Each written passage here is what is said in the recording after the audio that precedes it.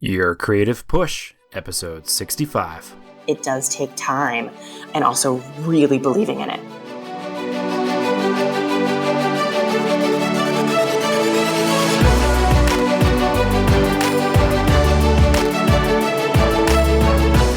Welcome to Your Creative Push, the podcast that pushes you to pursue your creative passions.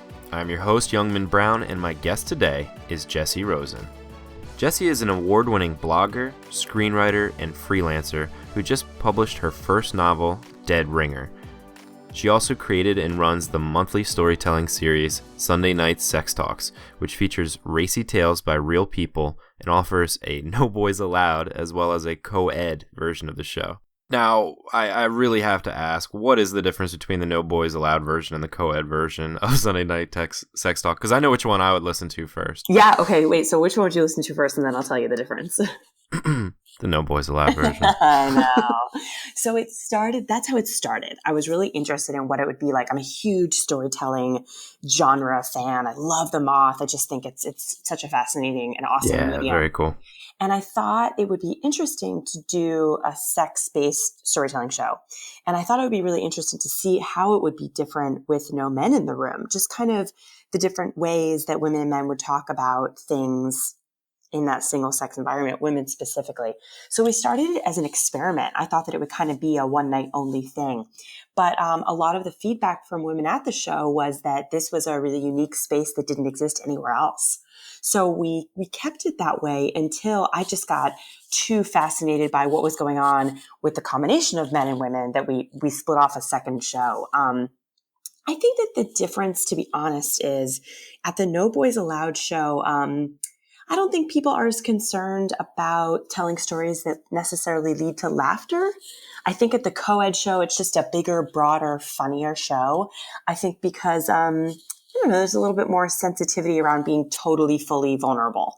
And I would say at the No Boys Allowed show, there's an equal amount of laughing, but also some crying and some tears and some just kind of different real stuff. I have to ask, when you first started, were you nervous to have a sex talk show? Yeah, I'm still nervous to have a sex talk show. Yeah. I just think that people can very easily take things out of context. And I do think that now salacious content reigns supreme. So we do this thing at the show that I really hope people honor. Co-ed and No Boys Allowed shows, everyone takes a vow of silence at the beginning of the show. Literally, they raise their right hands and they repeat this statement after me saying that everything that happens in this room stays in this room. We do not record the shows. So there's a little bit of protection there, but yeah, I have censored myself for sure. I have censored the names of other people to protect them. Just kind of nothing is 100% safe. And when you're talking about issues that people could potentially exploit, I do think you have to be careful. Oh, that's great. I love that. You make them raise their hands. Yeah, and they do it. And I actually, funny, I overheard someone at a cafe telling another girl about the show she went to, not even knowing it was my show. And then she gets to the point where she's like, I wish I could tell you the story, but I can't because I took a vow of silence. And I was just like, yes, it works. So did you have a gold star to give her or anything? I didn't want to reveal myself. I wanted her to go Sure, on. Of course. She had done her job. I was so honored. So, who knows if that maintains throughout everyone who's at the shows, but I like to think that it does. Super cool. Yeah. What would you suggest to somebody who has a kind of idea like that to start this broad show that, people can show up to and be willing to take a vow of silence? And, it doesn't have to necessarily be a salacious topic, but just this idea that they have, what can they do to get started with that? I started very, very small. I was almost brand new to LA. I had probably been here about 6 or 7 months. I was coming from New York. And frankly, I was having trouble getting booked on shows as a storyteller because I was rather unknown here. So I called every bar that I could think of, and I visited bars to find a place that had kind of a nice stage setup. And I just asked nicely, and finally someone gave me the opportunity to do a trial run. And I just contacted everyone I could think of in LA, that being a small circle for me at that point, to try and get people booked on the show.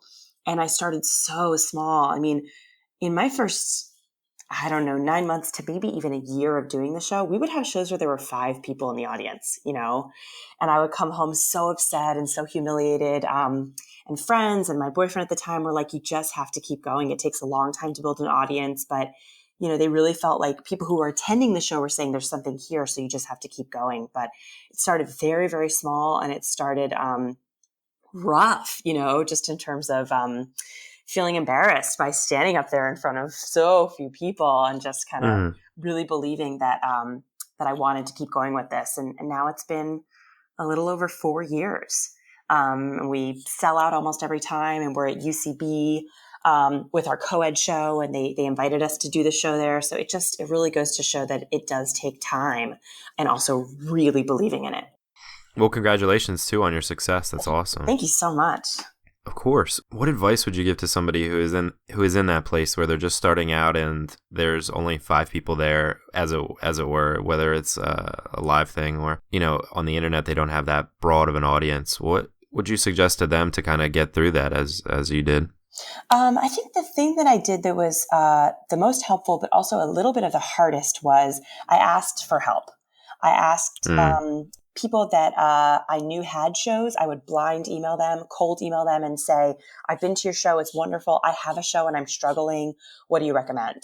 And if they would give me the time to write me an email or have a phone call or a coffee, I just asked a lot of people. And I tried to be very humble about the fact that I was having trouble. It wasn't working. Something wasn't working. What is it? What's going on? And I took a lot of advice from people who both had just been in LA, in my circumstance, a lot longer than me, and had been doing that kind of work a lot longer than me. And that was hard too. It was embarrassing to kind of say, here I am trying to kind of be the host of this thing, and I don't know what I'm doing, and I need help. But I got some great friends and mentors through that process. So I think it was worth it, even though it was uncomfortable.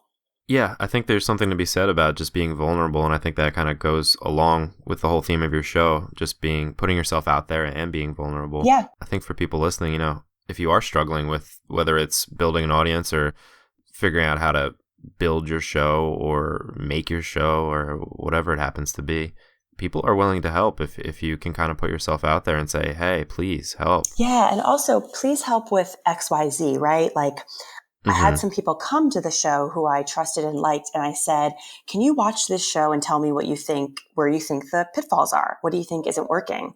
And I try to do the same with like, hey, could you look at my Twitter and take a look, because XYZ isn't happening and I don't know why. What do you think, as a person who does this? So I tried to not just say help, but help specifically in this area, because I do think that people can get bombarded with people asking for help. So if I could be a little bit more direct, I think that was helpful to them in turn. Yeah, and new eyes are always good to put on your work, especially when you want it to be criticalized. You ask for help with XYZ and they tell you, actually, what you're doing is ABC. It can really help you to figure out what the heck is going on. Totally. And it made a big difference. So yeah, it's so awkward though. It's hard at first. You get better at it. You get better at it, everyone, as you go on. For sure. I love that advice. Thanks. Now, your blog is called 20 Nothing's Blog, and then it's crossed out. Yeah. And I just have to say, turning 30, I totally get it. That tells a story in itself. I know. You don't want to delete 20. You want to just cross it out and be like, oh, just barely 30. Because I still feel the same. I try to make the blog about coming of age at every age. So, your 20s is this real coming of age time, but I'm still doing the same discovery and learning and fumbling in my 30s. So my spirit is still that of a 20-something, even though I accidentally turned 30. That's how I feel. Accidentally. No, I hear you. Yeah. Well, can you tell me a little bit more about your blog? When did you start that? Yeah, so I started it when I was 24. It's so funny. I started the blog for the same reason that I started the storytelling show. No one would give me any writing assignments because I didn't have any credits. And I just thought, well, maybe if I could just prove to them that I can write, or that I have ideas that are, valid and thoughtful, even if it's on my own blog, maybe they would give me a chance. And that's why I started doing it. And it did work out that way, that a friend of a contact of somebody, I can't even remember, saw the blog and gave me the chance to write an article for marieclaire.com. My first kind of main glossy female magazine clipping, and everything kind of kind of started from that. So I was just like a girl who wanted a byline, and nobody would offer that opportunity. So do you really believe that thinking still works in terms of proof of concept, even if it isn't necessarily a clip from a known publication?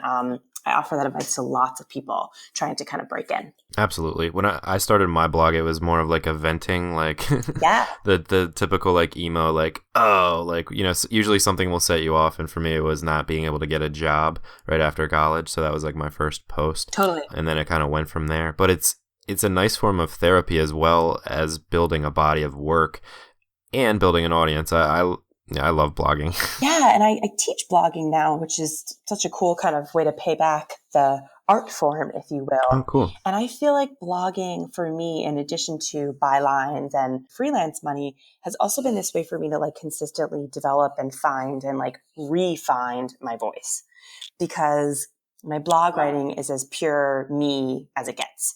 So sometimes, like when I'm struggling with a screenplay or a TV idea, I'll try to write a blog post about that subject matter so I can like remember how I would say it and how I would feel it and how I would write it, because I want that other work in different formats to kind of feel still like me, even though it's not a blog post, it's a screenplay or whatever it is. So I think it's invaluable in terms of my writing that has nothing to do with blogging, Absolutely. Mm-hmm. So that led to other opportunities. Did Dead Ringer have anything to do with it, or is Dead Ringer a completely different kind of project? I mean, only tangentially, in that I was lucky to get literary representation, managers and agents, because of something that started with the blog. So blogging led to other writing, which led to contacts, which led to me moving to LA, and all kind of came full circle. And I also think that having written throughout my 20s, Dead Ringer has a much more youthful voice than some of my other work because it's YA. And so I think that the publishers, Full Fathom 5, had a certain confidence in my ability to kind of tap into that, having read things that I had written, as a much younger person. Cool. And can you tell the audience about Dead Ringer? Yeah, so Dead Ringer is a YA mystery thriller, which follows the story of a girl who moves to a new town, kind of a Tony, very wealthy New Jersey town from California. And she discovers on her first day of school that she looks very much like a girl who took her own life not long ago.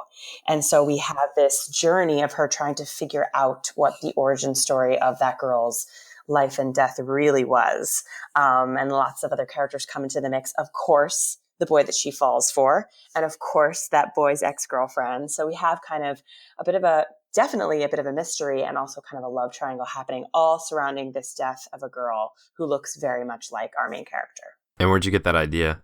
It started with the idea of trying to tell a story that had this massive, interesting mystery twist to it, which I love so much. And the idea of this kind of lookalike was just so creepy and interesting to me that I kind of started there.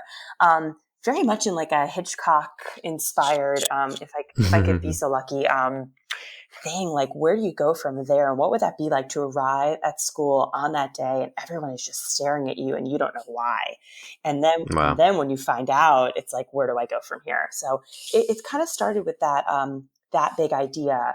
I love everything film, TV, books wise, that kind of starts from that interesting, creepy kind of psychological place and then unfolds to be so much more. What was it like? Because I know, the blogging form, it's shorter and you can do like more concise ideas and then hit publish and then you're kind of done with that post, except for, of course, like responding to the responses to it. Yeah. But what was the difference like with sitting down and trying to write a book? Was it a difficult one? Yeah, it was so hard. And it was, yeah, I know. It was also, I set out to write this mystery thriller and I wanted there to be twists and turns and I wanted there to be these, multi-narratives. So the book is broken up into 3 narrators. So I had this like ideal goal in my mind all along, realizing how challenging that would be. And then when it came time to sit down and do it, it was like, what have I done, to myself? So why did I make it so hard? I know, what was I thinking? So I did a lot of outlining, and I can't recommend that highly enough, because when I did finally sit down, everything was kind of mapped out. And because of that, then there was a lot of freedom. Most of everything else I write has a really very clear page count. Not a blog post, but like a feature film under 120 pages, a TV pilot, if it's a half hour, under 30 pages, all these things that kind of limit you. So it was kind of nice to sit down and have the freedom to like really painstakingly describe something, or like really take somebody through like the emotion of a big reveal or a big mystery plot twist. That was really fun. So it had its positives and negatives. Yeah, very cool. What are some other things maybe that hold you back? Not just with the writing the novel, but just with all the creative things that you do in general. What kind of holds you back from doing the work on a daily basis? I'm a big, I work on a few kind of things to combat this, but my big problem is kind of the, not the perfection problem, but I guess maybe that's what it is. Like if I can't sit down and know that it's going to go well and go in with an idea and a first sentence and something that like, if I can't know that this 2-hour session is going to net X productivity, then I struggle to kind of get into it. So that whole concept of like the shitty first draft is very foreign to me. But I've really kind of worked on that, because even in terms of my blogging, like purposefully giving myself less time so that I don't belabor the perfection of every single thing, because I just think that it's just the enemy of productivity. So I've been working on that a lot, because I do think that a lot of my ideas, it's not fully formed, it's not good enough, I'm going to struggle with this, I better not approach it at all, it's going to be too difficult. A lot of that, I think, is what prevents me from just getting more work done.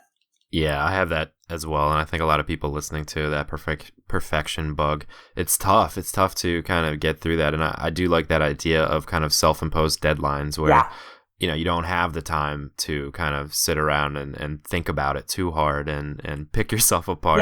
Yeah. I also think another thing that helps me, that is also kind of a little bit new to me. I read this great book that I can't recommend highly enough. It's called Daily Ritual. I don't know if you've heard of it, but it's all about the daily ritual of dozens of artists, ranging from Beethoven to Hitchcock to Stephen King. So everyone from writers to filmmakers to musicians, and they talk about how they approach their work every day. And the concept of ritual. So I wake up at a certain time, I commit to writing. In my case, that's my kind of art form for X amount of hours. And I do that every day. For me, I do think that like the rhythm of that, and it's like a muscle, right? Like if you go to the gym every day for X amount of time, it gets easier. There's muscle memory there that I think really applies to writing. So I've been trying to kind of employ some of that too. I come to the page at the same time every day. It's less scary the more you do it. And that's been really good for me.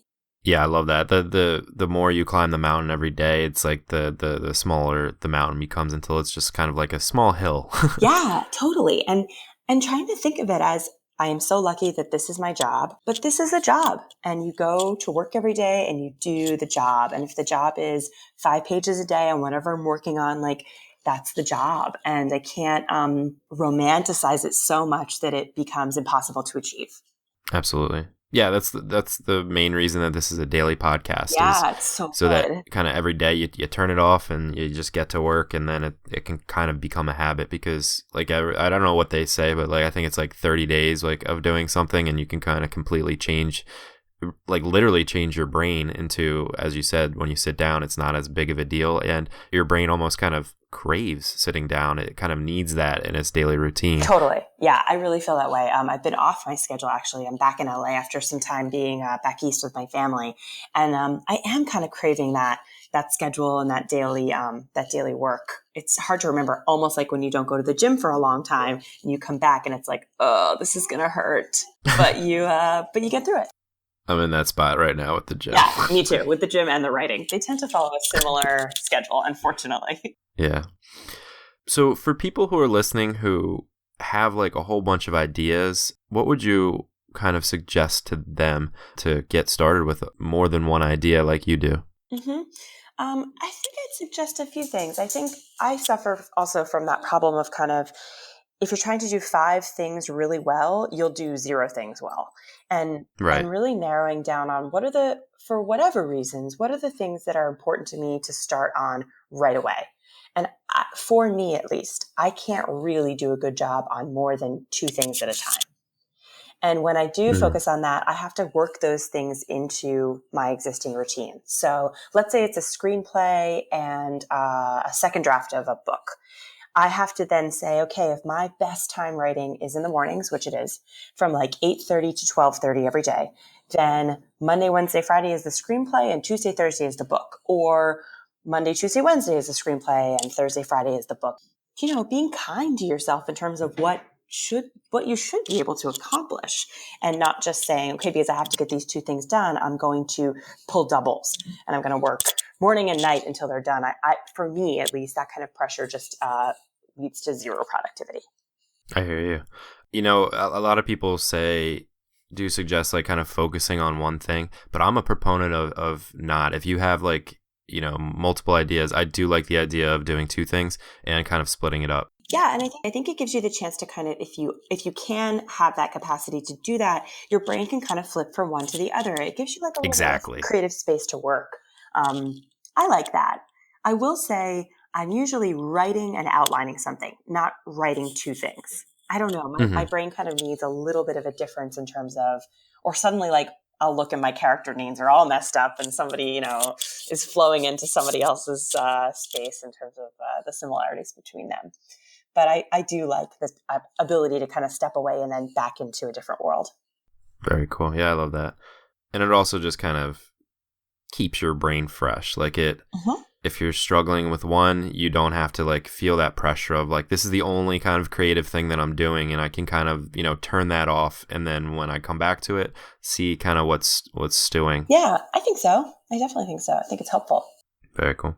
All right, Jessie, we are running out of time, so it is time for the final push. Okay. And this is where I ask you to reach through the microphone and grab the shoulder of somebody that you've already inspired today, who's thinking, maybe I should start dabbling in these different ideas, and Jessie really inspired me, and just give them your best push into doing their creative pursuits. Yeah, so I don't know. I just think that it is such a gift to even want to do this, that if it's already inside of you, then you've fought through half the battle.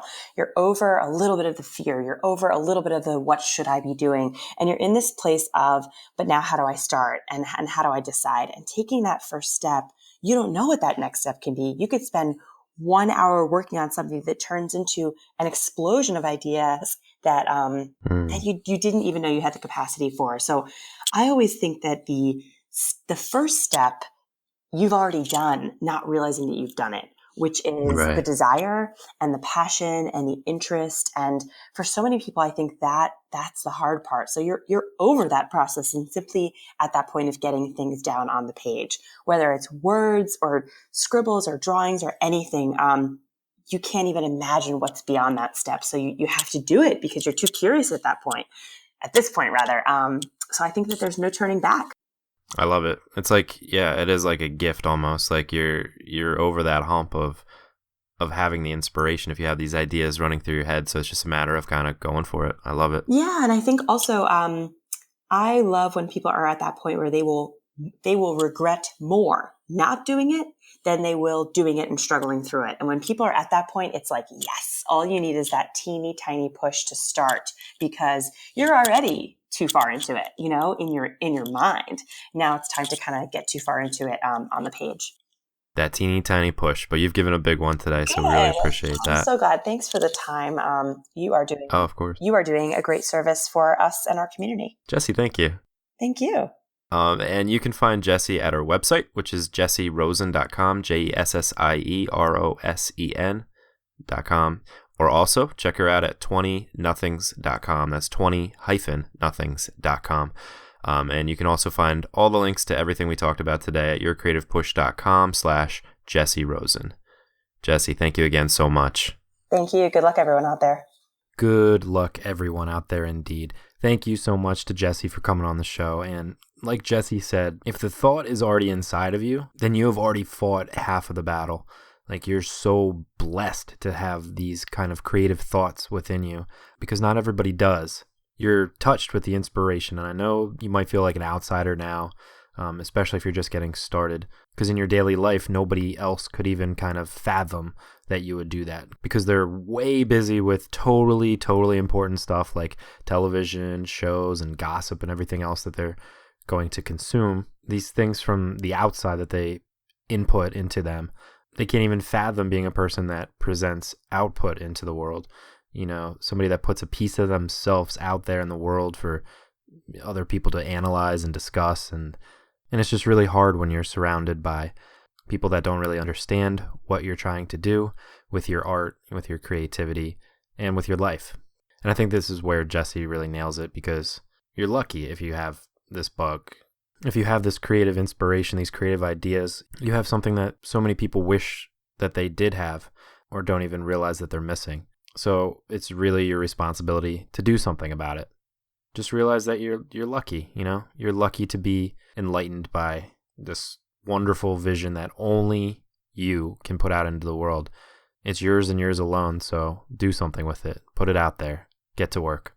I'd just like to take a second to thank Tara P614, who gave us a 5-star rating and review on iTunes and said, "So well done. I really appreciate any creative podcast that gets directly to the point and lets the guests drive the show while not overpowering its host, or vice versa. That balance is so difficult yet feels so effortless here. Every episode I've listened to has been fascinating and relevant. Again, so well done. Many thanks for this work." Michael Neely said, "Youngman really lays it down for those of us who teeter on the edge of taking the big leap and hesitate. Kind of like that friend who pushes you into the pool while you're testing the water with your toe. Thanks for the push. The water is nice." LOL Newbie said, "I'm an amateur photographer and get some great inspiration from your show. Thanks for the great content." And Aveling Artworks from the United Kingdom, who is my buddy Martin Aveling, said, "A fantastic podcast, helping to make the world a better place by encouraging creativity. Feel honored to have been asked to offer my 2 cents." And if you want to listen to Martin's episode, it is episode 39. It was one of my favorites. His work is awesome, and the episode was really inspirational. So definitely check that out. yourcreativepush.com/39. On tomorrow's show, we have Brooke Shaden. And I've been criticized so many times by people saying, well, you don't know how to use studio lights, so you're never going to be a professional. Or, your business is based on just shooting pictures of yourself. Why do you think anybody would want to buy that? And all these people telling me all the reasons why what I do will not succeed. But the fact is that I'm still shooting in my bedroom against a white wall 90% of the time these days. And if that's how I like to create, then that is a perfectly fine way of creating. And thus far, I've been able to forge a career out of doing the things that I love. And I don't say that to sound conceited in any way, because I don't mean it like that. But all I mean to say is that I planned a life for myself and I'm trying my best to live it. And nobody out there can tell you that that's not a valid way to live your life. So whatever you feel you need to be doing in your life, do it and forge your own path and let others follow in your footsteps. Brooke is a really cool photographer who uses painterly techniques to create these really awesome looking photographs that really speak loudly. But she also dips her toes in tons of other things that are super inspirational. Her blog is amazing and her YouTube channel is really cool too. So I really enjoyed my conversation with her, not just about her creativity, but the way that she tries to promote passion, which is the name of her blog. She's really the perfect guest for the show because she's just all about inspiring other people, and it really comes through in the episode. But that is for you tomorrow. Hopefully today you were inspired to get your work done, so go and get it done. Turn everything off and get to work. Have a great day, and we will see you tomorrow. I love you. Bye.